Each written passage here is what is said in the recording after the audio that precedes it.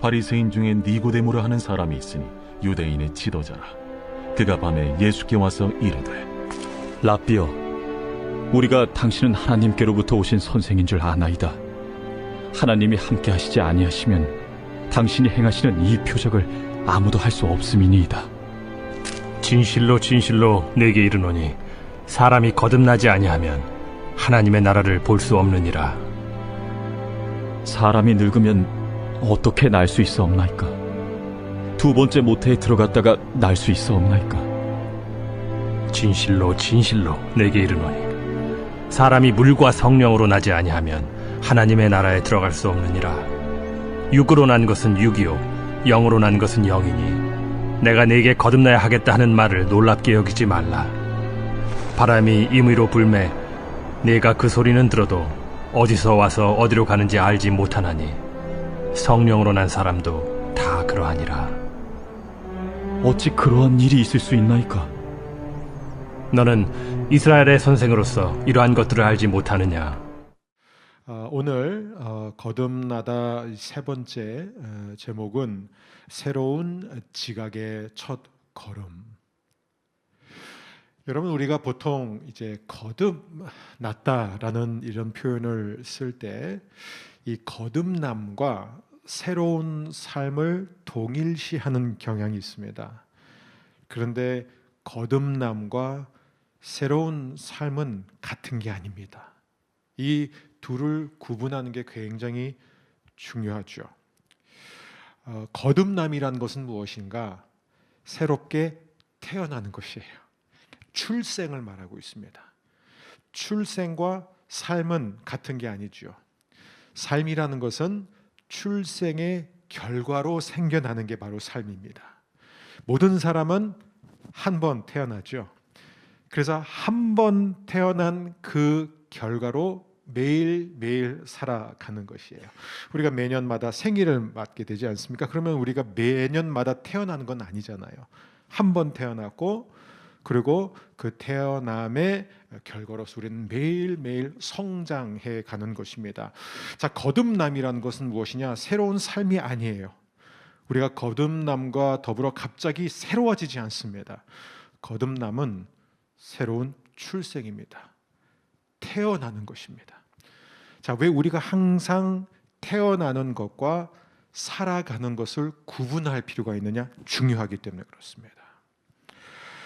많은 사람들은 처음 이 거듭나게 되면은 일종의 롤러코스터 경험을 합니다. 이게 무슨 얘기냐면 영적으로 굉장히 업됐다가 다운되는 거예요. 그래서 기복이 굉장히 심합니다. 제가 이제 그 거듭난 분들 가운데 의외로 많은 분들은요, 어떤 때는 기도할 때 정말 세상을 이긴 것처럼 정말 승리의 기도를 하는데 그 다음 날 기도할 때 보면 그렇게 우울하고 그렇게 슬퍼하면서 또 기도해요. 패배자처럼. 어떤 순간에는 정말 영적인 황홀경을 경험합니다. 막 주체어서는 찬양을 하는데 그 다음 날 보니까 완전 깊은 우울증에 빠져서 기도도 제대로 나오지 않아요. 이제 그렇게 되면 내가 거듭난 게 맞는가? 내가 하나님을 믿는 게 맞는가? 이런 생각까지도 든다는 것이죠. 여러분, 하루에도 몇 차례 이런 것들이 바뀐다는 거예요. 이걸 제가 좀 더 이해하기 쉽게 이제 설명을 드리자면, 제가 신학교를 다닐 때, 제가 신대원을 다닐 때 제 학번이 건축 학번이었습니다. 왜냐하면 입학했을 때부터 도서관 공사가 시작했어요. 도서관을 다 허물었어요. 그리고 제가 졸업할 때 완공됐습니다. 저는 3년 동안 도서관 없이 신학을 배웠습니다. 얼마나 힘들었겠어요. 그렇게 공부하고 싶었는데 공부할 곳이 없어서, 그래서 이렇게 막 여기저기 다니면서 너무 다 심각하게 좀 웃기려고 했는데 너무 다 심각하게 받아들여요. 네. 그래서 결국은 이제 뭐 수업 시간이 이제 중간중간에 비니까 우리가 매일 12시에 같이 뜻이 맞는 사람들끼리 모여서 매일 기도를 했는데, 이제 좀 길게 이제 기다려야 될 때는 이제 볼링을 쳤습니다. 이제 신학교 앞에 이제 볼링장이 있어가지고, 그래서 저는 태어나서 처음으로 이제 볼링장에 간 거예요. 그래서 제가 볼링을 쳤는데 제가 태어나서 첫 번째 한 볼링의 점수가 240점이 넘었습니다. 그냥 공을 굴리면 다 스트라이크예요. 스트라이크, 더블, 터키, 포베거, 파이브베거, 식스베거까지 갔어요. 스페어 처리 다 했습니다. 저의 폼에 대해서는 여러분 전 폼 같은 거 안 배웠어요. 그냥 굴리면 된다, 저 다 무너뜨리면 된다, 이 생각으로 했는데, 그래서 저와 함께 갔던 우리 동료 전도사님들 아무도 제가 처음 했다는 걸 아무도 안 믿었어요. 거짓말이다 이거예요. 그런데 저는 그때 정말 나는 타고났구나, 내가 이쪽으로 가면 난 분명히 이길 수 있다 그랬는데, 그때가 처음이자 마지막으로 240점대를 받았고, 그 다음부터는 계속해서 치면 칠수록 계속 내려갔어요. 마지막으로 친 기억은 우리 교육자들과 한 1년, 2년 전인데, 그때 제 기억으로 110점? 굉장히 업을 경험했는데 다운으로 간다는 거죠. 여러분 골프 치시는 분들 아시잖아요. 골프를 치시다 보면 이제 알겠다, 이렇게 치면 되는 거구나, 나 이제부터 그렇게 바보같이 공 안 칠 거야. 이거 몇천 번 얘기하셨어요.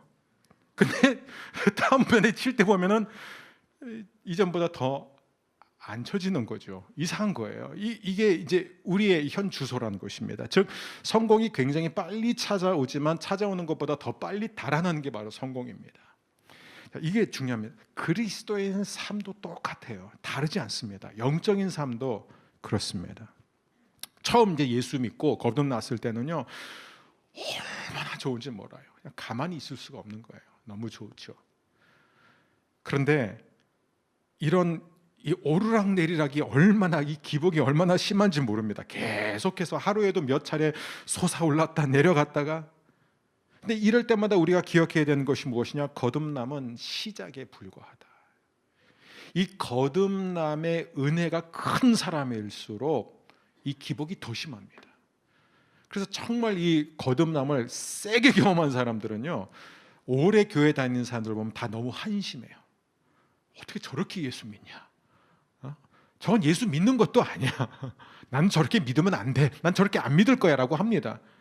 근데 얼마 안 가면요, 너무나 쉽게 무너져 내리는 자기 자신을 보게 된다는 거예요. 그러면서 내가 거듭난 게 맞는가? 내가 그때 감정에 도취돼서 흥분해가지고 괜히 그렇게 생각한 거가, 이런 생각을 한다는 거예요. 여러분 신생아를 보면은 신생아의 감정 패턴을 보신 적 있습니까? 막 울어요. 얼마나 서럽게 우는지 몰라요. 그런데 다가가서 까꿍 두세 번 하면은 갑자기 막 우고, 얼마나 또 큰 소리를 웃는지 몰라요. 근데 5초도 안 가요. 다시 또 서럽게 울어요. 이걸 어떻게 설명해? 이게 정상이라는 거예요. 감정의 기복이 굉장히 심합니다. 그러다가 이 아이가 이제 조금씩 이런 행동을 반복하다가 조금씩 성장할수록 덜 극단적으로 바뀐다는 것이죠. 여러분 영적으로도 똑같습니다. 처음에는 감정의 기복이 굉장히 심하지만, 그러나 영적 성장을 이룰수록 점점 더 안정적인 영적 행동을 보이게 됩니다. 영적 거듭남은 여러분 우리가 이 죽어서 천국에 가는 그 과정까지, 그러니까 그 전체의 그 과정의 첫 출발임을 우리는 잊어서 안 됩니다. 한 발자국 내딛는 것이 바로 거듭남이지, 거듭남은 삶이 아닙니다. 그래서 이 설교를 들으면서 나는 과연 거듭났나? 나는 거듭나지 않은 것 같아. 거듭남은 너무 어려워. 이렇게 생각하지 않기를 바랍니다. 거듭남은 그냥 한순간에 일어나는 사건이에요. 이 부분에 대해서는 우리가 또 다음 시간 배우게 되겠지만, 자, 그렇다면은 여러분 우리가 여러분 예수 믿으십시오. 예수님 믿으면 모든 문제가 사라집니다. 여러분 예수 믿으면 행복해집니다. 여러분 예수 믿으면 만사형통합니다라는 이런 메시지를 우리는 참 많이, 요즘은 좀 덜한 것 같아요. 아니면 제가 예전만큼 많이 안 들어서 그런지 모르겠지만, 근데 저는 그런 메시지를 들을 때마다 굉장히 마음이 불편해요. 왜냐하면 이게 굉장히 사실과 다르기 때문에 그래요. 사실 대부분의 경우를 보게 되면 예수 믿기 전에는 굉장히 복잡하지 않았던 삶을 살았는데, 예수 믿은 다음부터는 너무 삶이 복잡해지는 거예요. 저희 가족이 그랬어요. 예수님을 믿기 전에, 저희 부모님을 예수님을 믿기 전에는 그냥 너무나 다 편안했어요. 그냥 주말 되면 늘 골프 치러 저 푸른 초장을 다니셨어요. 그냥 아무 걱정 없었어요. 근데 예수를 믿은 다음부터요, 온갖 공격이 생기는 거예요. 관계의 공격, 물질의 공격. 이게 정말 어떻게 이게 예수 믿는 결과인가 의심이 될 정도. 저는 이제 당대 처음 믿은, 이제 우리 세대 가운데 처음 믿은 케이스니까 더 심했던 거예요. 그래, 예수를 믿기 전에는 사실 굉장히 평탄한 삶이었는데 예수를 믿은 다음부터는요, 엄청난 갈등이 시작된 거예요. 전쟁의 시작이 된 것이죠. 여러분, 그 이유는 분명합니다. 성경에서 이것을 거듭거듭 강조하고 있어요. 왜냐하면 우리 안에 있는 육신의 소욕과 하나님이 우리에게 주시는 성령의 소욕이 계속해서 이 대립관계 안에 있으니까 우리는 치열한 갈등 속에서 살아가는 겁니다. 그게 거듭난 삶의 증거입니다. 자, 근데 이 갈등이 왜 평생 지속되느냐? 내가 정말 도가 통하고 정말 내가 예수님 닮은 자리까지 간다면 이 갈등이 사라지냐? 안 그래요. 그렇지 않습니다. 그래서 정말로 하나님의 말씀 따라 순전하게 산 목회자들 제가 이렇게 보면요, 이분들은 다 이렇게 나이 드셔서 하는 고백이면, 하나님, 저는 평생 죄밖에 지은 게 없습니다. 저는 죄인입니다. 저는 실패자입니다. 이게 하나님 앞에서 정직한 고백이에요. 여러분, 우리가 왜 계속해서 이 갈등을 안고 갈 수밖에 없냐면요, 거듭난 사람 마음 안에 여전히 죄의 본성이 시퍼렇게 살아있기 때문에 그렇습니다. 내가 하나님의 자녀로 태어난다고 해서 갑자기 내 안에 있었던 죄 근성이 사라지는 게 아닙니다. 우리가 출애굽 사건을 통해서 보지 않습니까? 이스라엘 백성이 하나님의 구원을 받았습니다. 하나님의 자녀가 됐어요. 하나님의 백성이 언제 되느냐? 애굽에서부터 나오는 순간 그들은 자유를 찾았습니다. 그러나 그들 안에는 뿌리 깊이 박혀 있었던 게 바로 이 죄의 노예 근성이에요. 늘 애굽을 그리워합니다. 차라리 하나님이 우리를 구원하기 이전에 삶이 더 좋았다, 거기는 고기라도 실컷 먹지 않았느냐, 이런 말들을 한다는 것이죠. 그래서 광야를 이제 통과하게 되는 거예요. 이게 거듭난 자의 삶이에요. 광야를 통과한다는 거예요. 여러분, 왜 이것을 우리가 바르게 알아야 되냐면요, 저와 여러분 모두가 다 범죄할 가능성, 잠재력이 무궁무진하기 때문에 그래요. 그러면 제가 목회를 이제 오래 하면 오래 할수록 죄를 지을 가능성이 낮아질까요? 착각하면 안 돼요. 여러분, 왜 나름대로 훌륭하게 목회를 하던 자가 하루아침에 그냥 그렇게 무너져요? 왜 그렇게 훌륭한 기독교 지도자들이요 범죄의 늪에 빠집니까? 여러분, 저는 그런 사건들 볼 때 하나도 놀라지 않아요. 당황스럽지도 않아요. 왜냐하면 우리 안에는 이 죄의 본능이 살아있기 때문에 그래요. 그건 사라지지 않습니다. 우리가 아무리 예수를 오래 믿고 잘 믿어도요, 우리 안에 있는 육체의 소욕, 육신의 소욕은 우리가 천국 가는 그날까지 우리를 떠나지도 않고 줄어들지도 않습니다.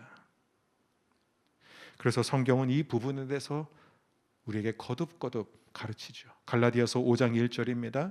그리스도께서 우리를 자유롭게 하려고 자유를 주셨으니 그러므로 굳건하게 서서 다시는 종의 멍에를 매지 말라. 이게 저절로 되는 게 아니에요. 전투 태세를 갖춰야 된다는 거예요. 늘 치열한 영적 싸움을 싸우는 마음으로 굳게 자리를 지켜야만 우리가 그 자유를 빼앗기지 않는다는 것입니다. 갈라디아서 5장 16절 17절입니다. 내가 이르노니 너희는 성령을 따라 행하라. 그리하면 육체의 욕심을 이루지 아니하리라. 육체의 소욕은 성령을 거스르고 성령은 육체를 거스르나니 이 둘이 서로 대적함으로 너희가 원하는 것을 하지 못하게 하려 함이니라. 또 우리 사도 바울이 자신이 1인칭으로 고백하는 그 고백을 로마서 7장에서 보게 되죠. 18절입니다. 우리 18절 함께 읽겠습니다. 내 속 곧 내 육신에 선한 것이 거하지 아니하는 줄을 아노니 원함은 내게 있으나 선을 행하는 것은 없노라. 내가 원하는 바 선은 행하지 아니하고 도리어 원하지 아니하는 바 악을 행하는 도다. 만일 내가 원하지 아니하는 그것을 하면 이를 행하는 자는 내가 아니요 내 속에 거하는 죄니라. 자, 사도 바울도 자기 속에 거하는 죄를 봤습니다. 그래서 그는 하나님의 뜻대로 살고 싶었지만 끊임없이 그 내면 안에는 전쟁이 일어난 거예요. 무엇이 하나님을 기쁘게 하는 것인지를 알았고 그대로 하고 싶었지만 그 안에 그 속에 거하는 죄 때문에 그는 자꾸 하나님이 기뻐하지 않는 쪽으로 가는 자신의 모습을 보게 되었습니다.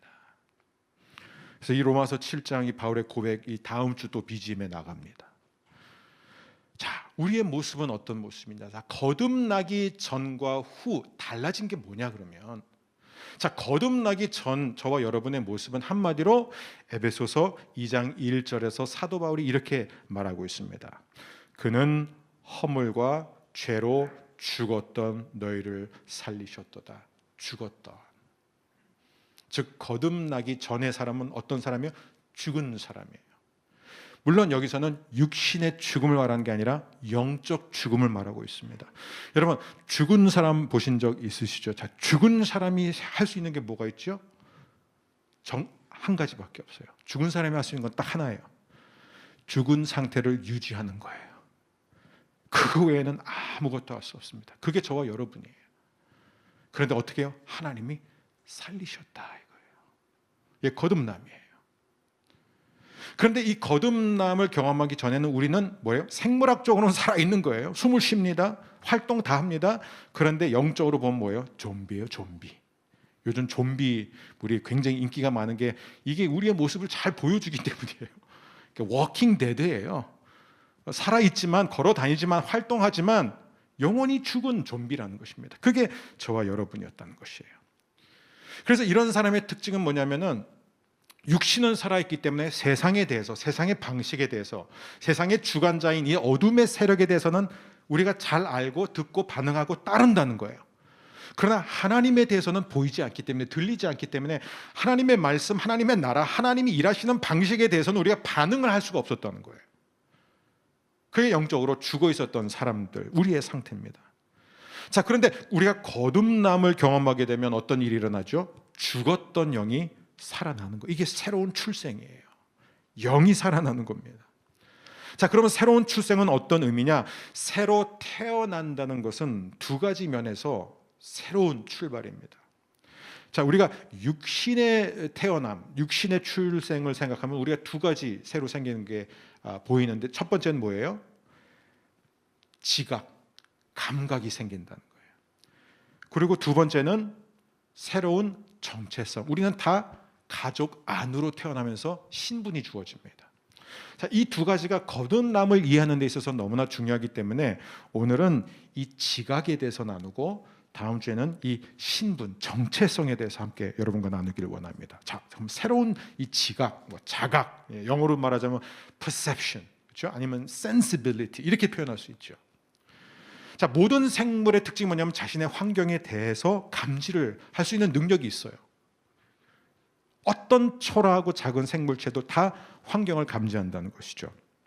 자, 아기가 태어나는 순간 그는 처음으로 세상을 보고 처음으로 소리를 듣게 됩니다. 물론 엄마 뱃속에서도 어느 정도 보고 듣는지 저는 어떤 사람이 자기 엄마 뱃속에서 본 게 기억난다 이런 이상한 얘기를 하는데 그건 그분의 그 상태고, 어쨌든 아기가 엄마 뱃속에서 뭘 보고 뭘 들었는지 우리는 기억을 못하죠. 뭔가는 보고 뭔가 들을 수 있지만 그건 굉장히 희미한 거예요, 그죠? 뭘 본다고 해도. 근데 이제 태어나게 되면은 전혀 새로운 것을 보게 되죠.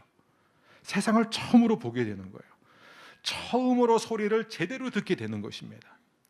자, 이게 바로 영적 거듭남이 똑같은 거예요. 그래서 예수님이 다시 태어나야 된다는 이런 표현을 쓰신 이유가 여기 있습니다. 자, 많은 신학자들이 거듭 강조한 것은 무엇이냐면은 인간이 죽음에서 생명으로 옮겨진다는 것은 무엇이냐?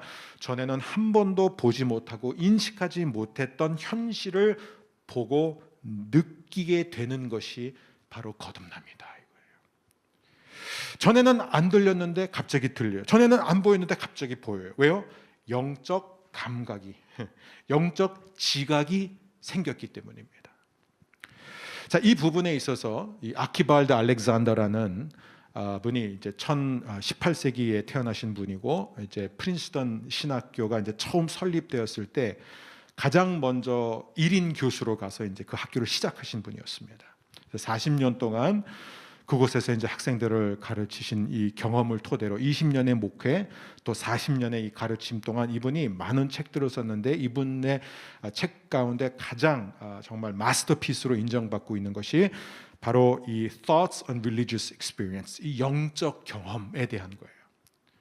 그는 평생 사람들이 영적인 거듭남, 회심을 경험하는 것을 지켜봤습니다. 그리고 그것을 연구했어요. 그래서 아주 중요한 책을 썼습니다.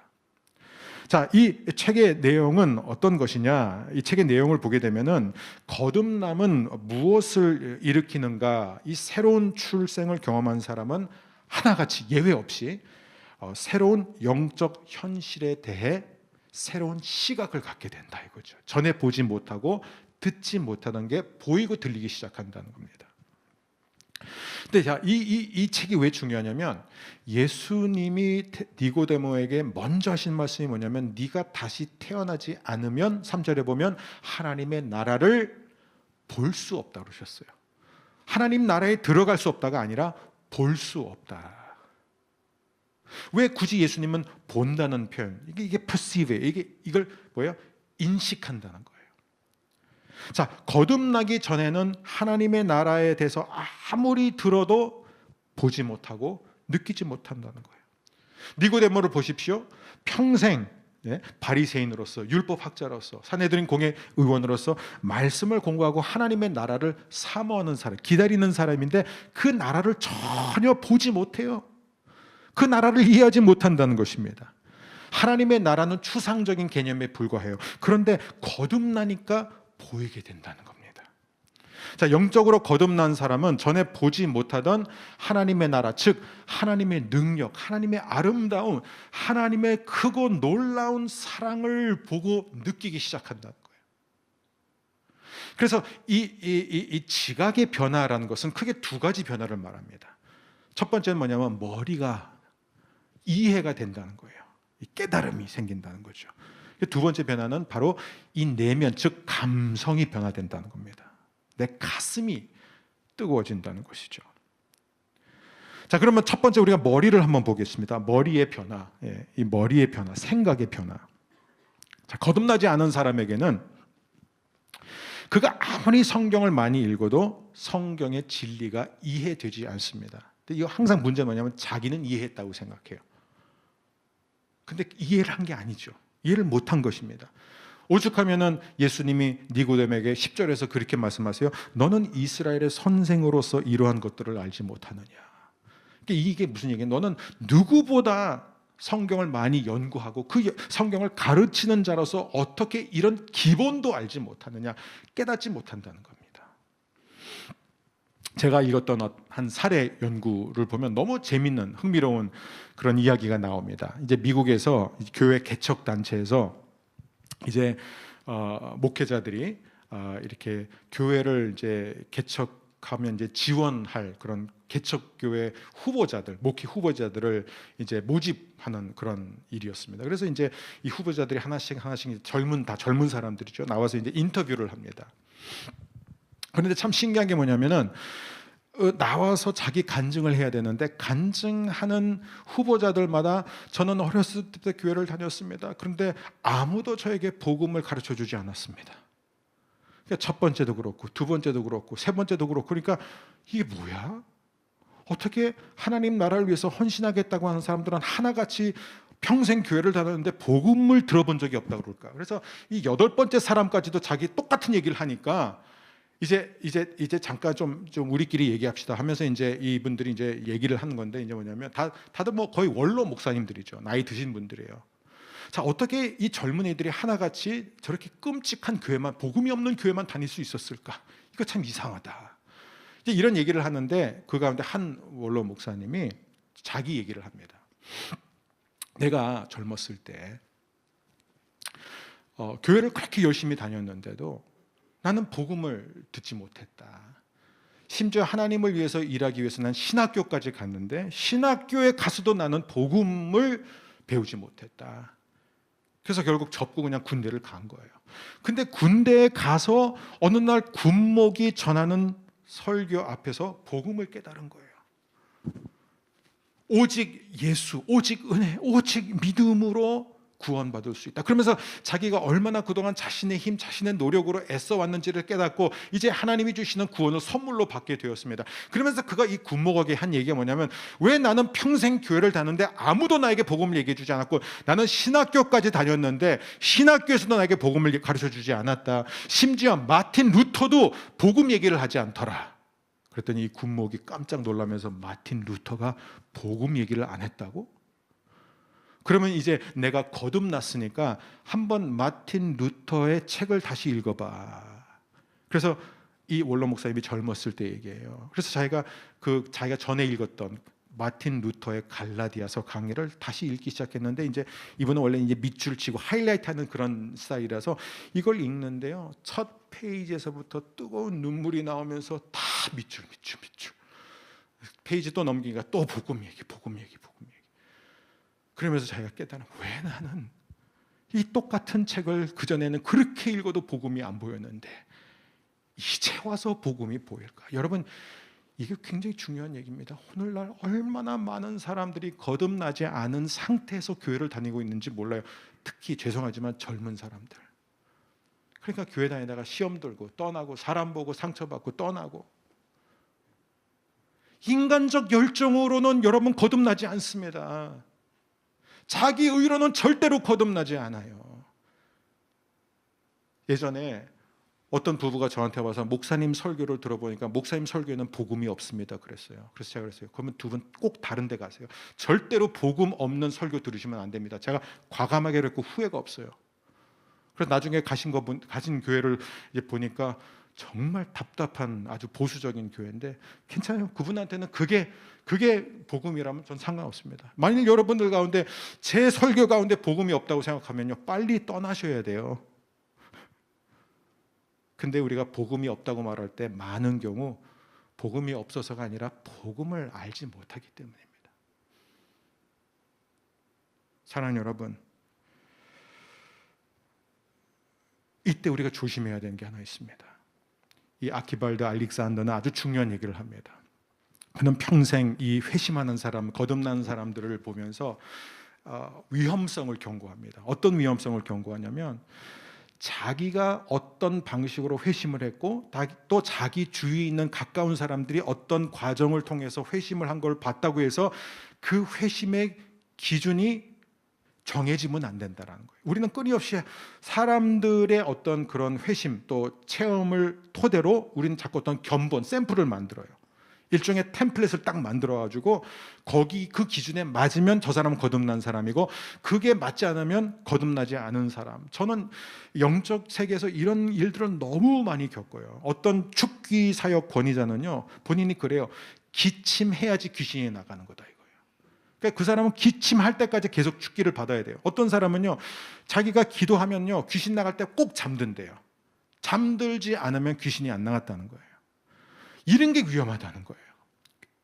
그래서 이 아키발드 알렉산더가 뭘 강조하냐면요, 사람들마다 다 태어나는 방식이 다르다라는 거예요. 거듭나는 게 너무 다르다. 왜? 기질이 다르기 때문에. 여러분, 이 아기들이 태어날 때 보면 정말 다양하게 태어납니다. 어떤 아기는요 정말 얼마나 태어나는 순간부터 정말 막 고막 터질 정도로 큰 소리 막 울고, 어떤 아기는 정말 얘가 숨을 쉬고 있는 건가 해가지고 막 간호사가 팍 때려야지 팍 갑자기 울고, 어떤 애는 울긴 우는데 정말 너무나 목이 썰어 소리 내면서 울고, 이게 뭐 다 다르다는 거예요. 아이들의 기질. 그래서 우리가 조심해야 되는 게 뭐냐, 영적 거듭남과 회심도요 다양하게 나타납니다. 똑같이 나타나지 않아요. 자, 그러면 우리가 이제 가슴의 변화, 이게 머리의 변화예요. 언제부턴가 그렇게 들어왔던 것이 이제 진짜 깨달아지는 거예요. 자, 두 번째는 뭐냐면 가슴의 변화예요.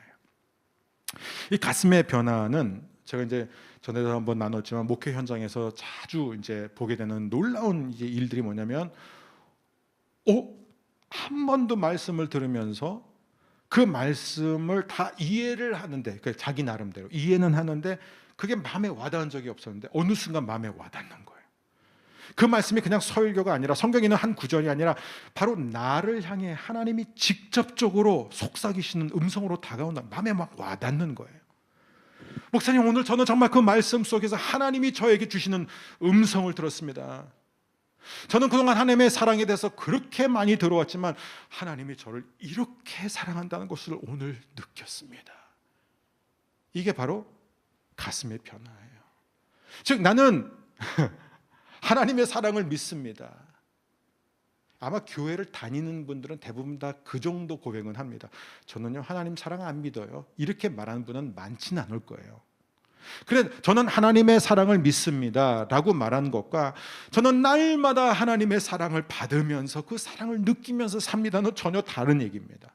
즉 나는 하나님의 사랑을 믿습니다 라고 말하는 사람들은요, 가만 보면 여전히 하나님의 사랑보다 다른 사람들이 자신을 인정해주고 존중해주고 어떤 위치, 어떤 자리, 어떤 돈, 영향력이 훨씬 더 중요해요. 그래서 이런 사람들은 교회에 와서도요, 자기가 뭔가를 할 때 사람들이 안아주지 않고 인정해주지 않고 받아주지 않고 그러면 얼마나 상처를 많이 받는지 모릅니다. 왜냐하면 그에게 있어서는 하나님의 사랑보다는 사람의 사랑이 더 중요해요.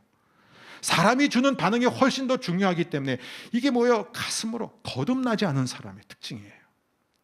근데 거듭난 사람은 뭐냐면은 하나님의 사랑이 너무나 리얼하기 때문에 정말 하나님이 나를 이렇게 사랑하시니까 다른 사람이 나를 인정을 하든 말든 다른 사람들이 나에게 칭찬을 하든 말든 그건 별로 중요하지 않아요.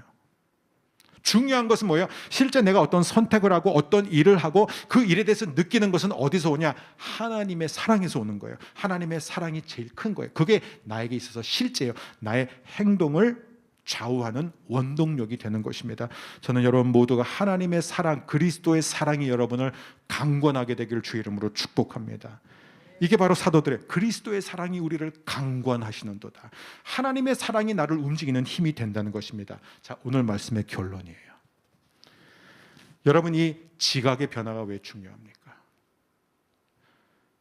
여러분, 우리는 복음을 한다고 생각해요. 왜냐하면 늘 듣기 때문에.